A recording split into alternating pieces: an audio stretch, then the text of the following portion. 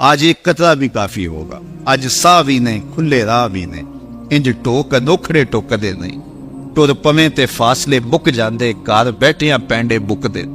آج قدم قدم چلیں گے، ماضی کے گناہ تو ایک آنسو سے دھوئے جا سکتے ہیں نا۔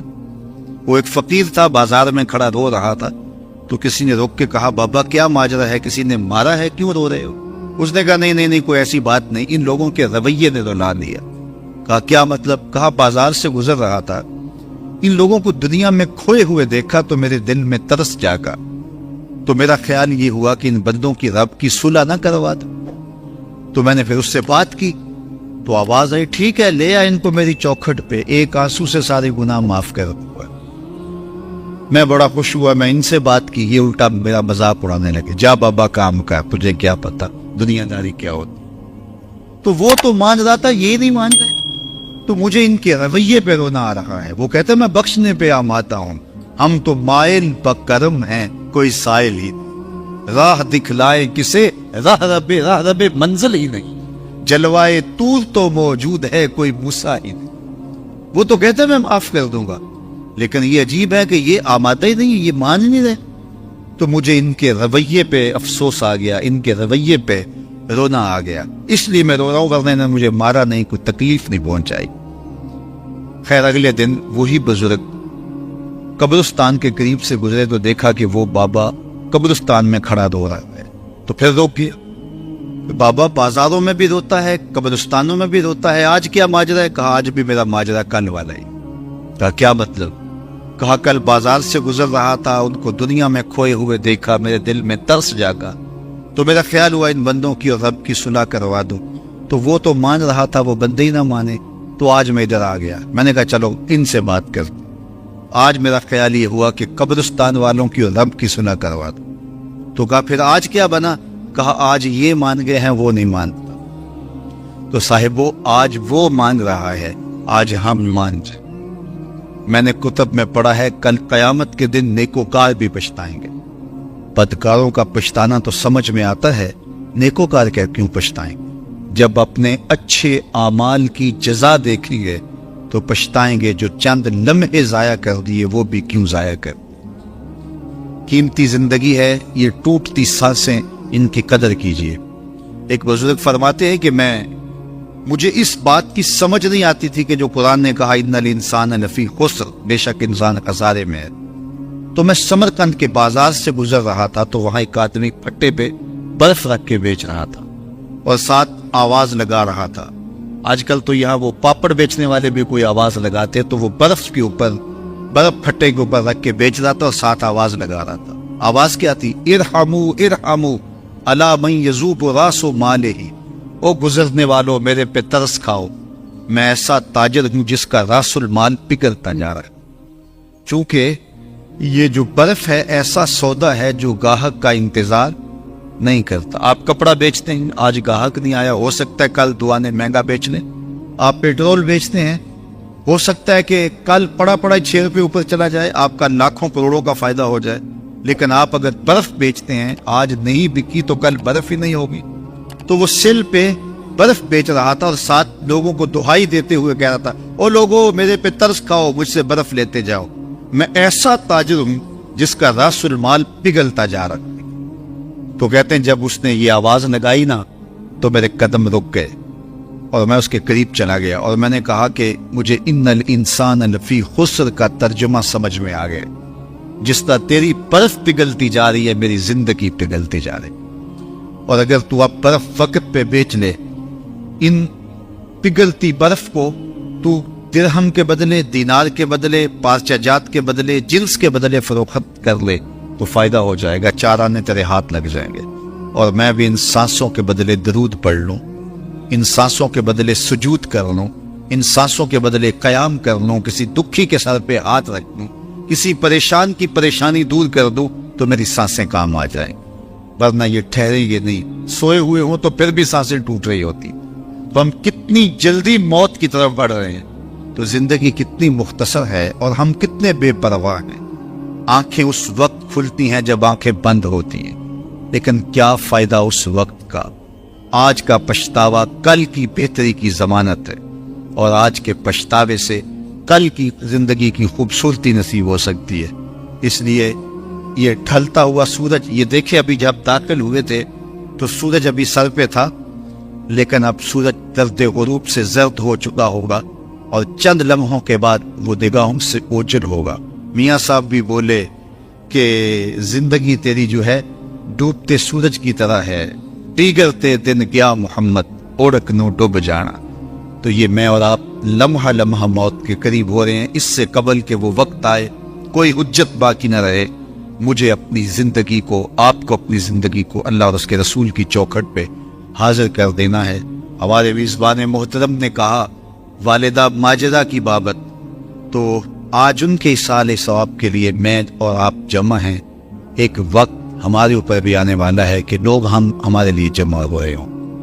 یہ وقت تو آنے والا ہے، اس کے تو چھٹکارا نہیں ہے، اس سے تو خلاصی نہیں ہے، کوئی بھاگ سکتا نہیں ہے، موت سے تو فرار نہیں ہے۔ تو آج وہ نہیں ہے، لیکن ان کا سعادت مند بیٹا ان کی یادوں کے چراغ کو روشن کیے ہوئے۔ ورنہ میں ایسے بیٹے بھی دیکھے ہیں جنہوں نے اپنی سکی ماں کا جنازہ نہیں پڑھا۔ آپ کہیں گے کوئی ایسا بد نصیب بھی ہو سکتا ہے؟ جنازگاہ میں گیا ہے لیکن وہاں جا کے کھڑا رہا ہے، جنازہ نہیں۔ آپ کہیں گے کہ ایسا بد نصیب؟ میں نے کہا ایسے بد نصیب آپ نے بھی دیکھے ہوں گے۔ یہ کون سے بد نصیب ہیں؟ یہ وہ بد نصیب ہیں جنہیں جنازہ آتا نہیں، ساری زندگی لوگوں سے فراڈ کرتے ہیں، اور جب اپنی ماں مر جاتی ہے، اپنا باپ فوت ہو جاتا ہے، تو یہ فراڈ پھر وہ اپنی ماں سے بھی کرتے ہیں، اپنے باپ سے بھی کرتے ہیں۔ مجھے بتاؤ کتنا بد نصیب ہے وہ بیٹا کہ جو اپنی ماں سے، اور وہ بھی مرنے کے بعد فراڈ کر رہا ہے، اور اپنے باپ سے وہ بھی مرنے کے بعد فراڈ کر رہا ہے۔ اور کتنا خوش نصیب بیٹا ہے کہ جو روزانہ اپنی ماں کے لیے دعا کر۔ اور میں کہتا ہوں کہ بیٹا نمازی ہوگا، بیٹی نمازی ہوگی، اہتمام سے دعا نہ بھی کرے، دن میں کتنی مرتبہ کہے گے ربنا اغفر لی ولوالدی، اے اللہ مجھے بھی بخش دے، میری ماں کو بھی بخش دے، میرے باپ کو بھی بخش دے۔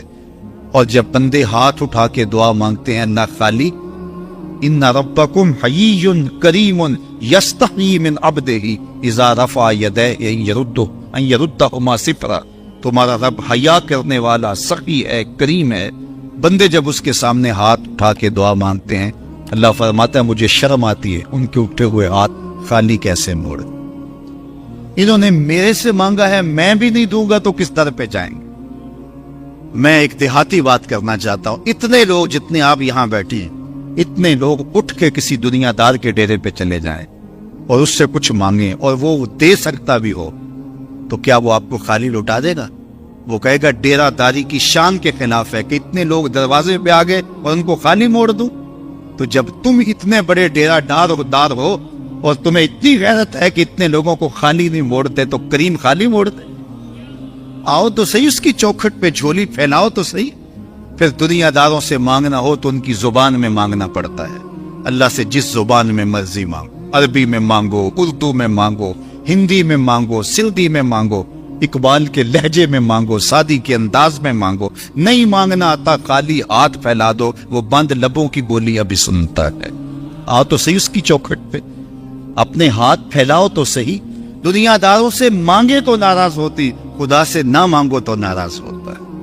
اللہ کل ما یابو بکم ربی لولا دعاؤکم، آؤ نا اس کی چوکھٹ پہ، دستے طلب دراز کرو۔ دنیا داروں سے مانگنے کے لیے وقت چاہیے۔ اس وقت تو صاحب سوئے ہوں گے، اس وقت تو ناشتہ کر رہے ہوں گے، اس وقت تو بیوی بچوں کے ساتھ مشغول ہوں گے، لیکن اللہ سے جب بھی مانگو، پچھلے پہر کنڈی کھڑکاؤ، در رحمت کھلا پاؤ۔ دن کو مانگو، رات کو مانگو، مانگو تو صحیح، وہ تو اتنا کریم ہے۔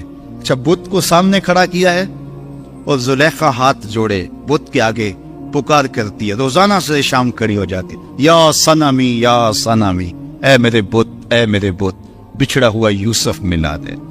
سحر دم تک پکارتی رہتی، عمر بیت گئی، چہرے پہ جھریاں آ گئی، بڑھاپا طاری ہو گیا۔ ایک دن رات کا پچھلا پہر ہے، بت کے آگے ہاتھ جوڑے یا صنمی کا وظیفہ پڑھ رہی ہے۔ اچانک نیند کا جھٹکا آ گیا، زبان پل کھا گئی، بولی یا سمادی، یا سمادی۔ کہا جبریل جلدی جا، یوسف کے گھوڑے کا رخ موڑ دے۔ یا اللہ تجھے تو نہیں پکار رہی، وہ تو بت کو پکار رہی ہے۔ زبان پل کھا گئی، یا صنمی کی بجائے یا سمادی کے لفظ زبان پہ آ گئے۔ کہا جبریل اتنا عرصہ ہوا بت کو پکارتے ہوئے، اس نے کوئی جواب نہیں دیا، آج جیسے بھی اس کے لبوں پہ میرا نام تو آیا ہے، اگر میں نے بھی جواب نہ دیا میرے اور بت میں فرق کیا ہوا؟ تو آؤ آج کی اس مجلس میں ہم ان کی والدہ کے لیے دعا مانگیں۔ اے عرش کے مالک، ان کی والدہ کو حضور کی ماں کا صدقہ جنت کی بہاریں عطا کر، اور ہم اپنے ماں باپ کے لیے بھی دعائیں مانگے۔ اے اللہ ہمارے ماں باپ کی مغفرت فر، ماں باپ کی قدر کرو۔ میں نے یہ بھی پڑھا ہے جو اپنے والدین کے لیے روزانہ دعا مانگتا ہے، والدین زندہ ہوں تب بھی، فوت ہو گئے ہوں تب بھی، روزانہ ماں باپ کے لیے جو شخص دعا مانگتا ہے، ساری زندگی اس کے رزق میں بے برکتی نہیں آ سکتی۔ تو اپنے ماں باپ کو اگر زندہ ہیں تو قدر کرو، فوت ہو گئے ہیں تو ان کے لیے کثرت کے ساتھ دعا کرو۔ یہ گھنا سایہ ہے۔ کبھی آپ نے درخت کو دیکھا ہے کہ ساری دھوپ اپنے پتوں میں جذب کرتا ہے اور نیچے بیٹھنے والوں کو چھاؤں دیتا ہے؟ ماں باپ سارے دکھ اپنے اوپر لیتے ہیں، اپنی اولاد کو آسائش اور راحت پہنچاتے ہیں۔ قدر نعمت زوال نعمت کے بعد ہوتی ہے، جب نعمت پاس ہو تو قدر نہیں ہوتی، جب چھنتی ہے تو پتہ چلتا ہے کہ کتنی بڑی دولت تھی جو چھن گئی۔ میں تو آپ کیا، میری اور آپ کی حیثیت کیا، ماں کی کمی تو آمنہ کے لال نے بھی محسوس کی ہے۔ ایک دن حضور مسجد نبوی میں تشریف لائے، تا حد نظر صحابہ تھے۔ الحاوی للفتاوی میں امام سیوطی نے لکھا ہے، حضور کو دیکھا تو ادب سے کھڑے ہو گئے، بس یہ منظر دیکھنا تھا کہ چشمان اقدس سے آنسو چم چم جاری ہو گئے، اور حضور نے ایک ٹھنڈی آہ بھری اور روتے ہوئے کہا، لو ادرکت والدی او احدہما، کاش آج میرے ماں باپ زندہ ہوتے۔ انسان نے دکھوں کا دور دیکھا ہو نا، اچانک خوشحالیاں مل جائیں تو پھر انسان یہ آرزو کرتا ہے کہ میرے ماں باپ نے میرا وہ غربت کا دور دیکھا تھا، آج دولت کی چہل پہل بھی دیکھتے، آج میرے آنگن میں بہاریں بھی دیکھتے تو کتنے خوش ہوتے۔ اب حضور جب پیدا ہوئے تھے تو باپ کا سایہ سر پہ نہیں تھا، 6 سال کی عمر تھی، اپنی ماں کے ساتھ حضور مدینہ المنورہ گئے۔ واپسی ابوا کے مقام پہ حضرت آمنہ کی طبیعت خراب ہو گئی، اور انہیں لگا کہ یہ میری بیماری جان لیوا ہے۔ ام ایمن کو بلایا، کہا میرے بیٹے کو بحفاظت امیر قریش تک پہنچا دینا۔ پھر خود حضور کے سر پہ ہاتھ رکھا۔ سیدہ آمنہ سلام اللہ علیہا حضور سے کوئی باتیں کرنا چاہ رہی تھی، لیکن ضبط کے بندھن ٹوٹ گئے۔ ابن حشام سیرت کی پہلی کتاب ہے، اس میں تفصیل سے یہ واقعہ موجود ہے۔ جب سر پہ ہاتھ رکھا تو حضرت آمنہ کی آنکھیں چھلکنے لگی اور روتے ہوئے آپ نے چند جملے کہے، کہا بیٹا ہر نئی چیز نے پرانا ہو جانا ہے، ہر باقی نے فنا ہو جانا ہے، میں بھی جا رہی ہوں، وذکر باق، لیکن میرا ذکر نہیں مٹے گا، وولدت طہرا، اس لیے کہ تیرے جیسا پاکیزہ بیٹا چھوڑ کے جا رہی ہوں۔